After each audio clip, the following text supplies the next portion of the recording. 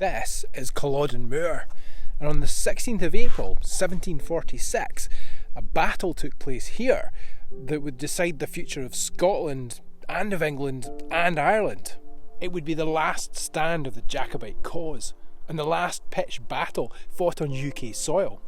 It would also be the beginning of the end for a way of life. But where did it all begin? Welcome to Scotland Unplugged and the story of Bonnie Prince Charlie and the 45 Uprising. I've wanted to come here since I was 12, when I first got interested in history, when I first heard of the place on a holiday in this pretty spectacular part of the world. It's obviously not the only battlefield I've ever been to, and maybe not even the most significant, but it is the most haunting. A lot of people get slightly confused about this one. They have the impression it was about Scotland versus England. This was as much about Highland versus Lowland, Stuart versus Hanover, Catholic versus Protestant, Presbyterian versus Episcopalian. And even that's oversimplified, a kind of bubblegum version of history. So, who were the Jacobites? The Stuart dynasty ruled in Scotland from 1371, when Robert II took the throne. Robert was the son of Walter Stuart and his wife Marjorie Bruce, daughter of Robert the Bruce. So the Stuarts could trace their line right back to the man himself. They ruled England and Ireland from 1603, right up until Queen Anne in 1714, with a slight speed wobble when Charles I got his head lopped off and Oliver Cromwell stepped in for a bit. When Queen Anne died in 1714, there was a succession issue.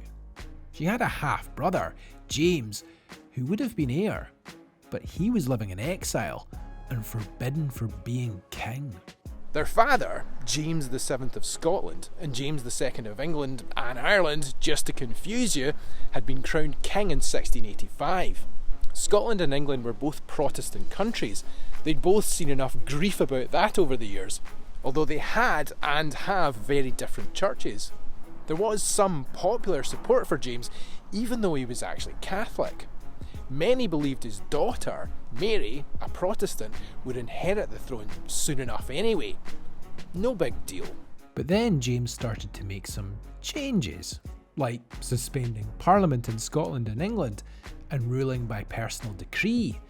Then he had a son, also James, who displaced Mary as heir, and then a group of Protestant bishops were prosecuted for seditious libel. And well, some people thought it might be time for a spot of light regime change. Mary was married to William of Orange, a Protestant king from the Netherlands, who was also her first cousin. A coalition of English soldiers, politicians and religious leaders wrote to William inviting him and Mary to just come and take over. William landed in Devon with his troops, and James legged it to France. Mary died and then William died, and the throne passed to Mary's sister, Anne. Following me so far? James VII was long dead by this point, and you might think the throne was at risk of going to his son, James. But no, there was paperwork. Under the terms of the Act of Settlement, Anne was to be succeeded by the Protestant descendants of Sophia, the Electress of Hanover, which, when she died, meant George Ludwig of the House of Hanover, who went on to become George I. He was actually James I/James VI great-grandson. Meanwhile, James the would-be 8th was living in exile in Italy, and he wasn't happy. Added to this, Anne had overseen the union of Scottish and English parliaments in 1707. The unpopularity of that, on both sides of the border, meant a lot of people wanted James and his wig collection on the throne. The word Jacobite actually comes from Jacobus, the Latin for James. Charles Edward Louis John Sylvester Maria Casimir Stuart, to give him his Sunday names, was born on the 31st of December 1720 in the Palazzo Muti in Rome. The Stuart court still carried on there in exile. Pope Clement XI recognised James as king on account of his being a good Catholic and had given him a residence to use. There had already been a Jacobite uprising in 1715, but that failed, and James simmered on for another 30 years, with smaller attempts that came to nothing. Charles travelled through Europe and had seen some combat experience from a distance from the age of about 13.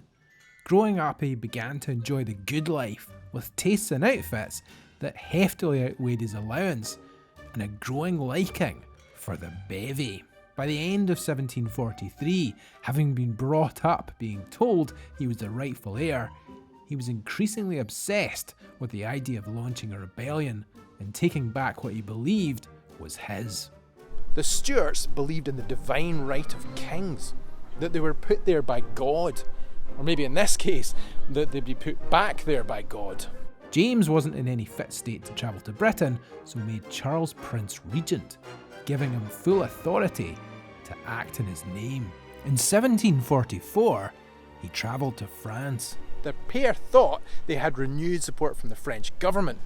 They were wrong, but it turned out to be very convenient.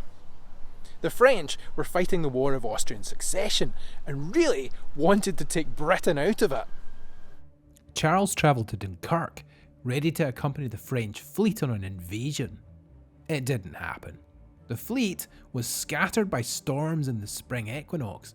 He was undeterred and went on the campaign trail, raising money for his invasion, even using his great-granddad's crown jewels as security. His great-granddad had been John III of Poland. European royalty, well, in terms of family trees, there's really just one big one. He'd raised a bit of cash and he used it to buy and fit out 2 ships. He set sail for Scotland on the 5th of July, but things didn't really go to plan. They were fired on by the British ship HMS Lion as they sailed north through the Celtic Sea.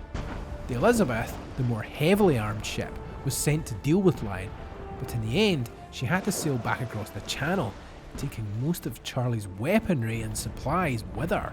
On the 23rd of July, the prince landed with 7 men, who would later become known as the 7 Men of Moidart, on the island of Erskine. If he expected a warm hero's welcome, it didn't happen. He contacted the clan chiefs, but a lot of them told him he should just go back to France. He'd made promises to turn up with military support from France, and he hadn't exactly delivered. It was beginning to look like he was talking a good game.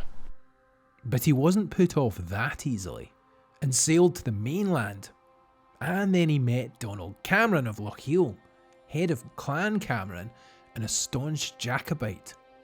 Donald agreed that he'd support Charles, as long as he provided security for the full value of his estate, if it all went wrong. Talk about having your cake and eating it.